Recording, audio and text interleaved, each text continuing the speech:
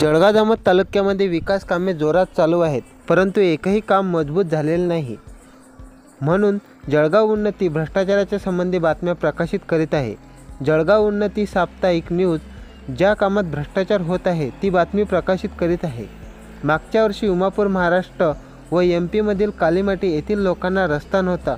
लोकांच्या मागणीनुसार MP मधील आमदार पूर्वीचे शेरू भैया व महाराष्ट्रातील जळगाव मतदारसंघाचे आमदार संजयभाऊ कुटे यांच्या प्रयत्नाने रस्ता मंजूर झाला व रस्त्याची समस्या सुटली.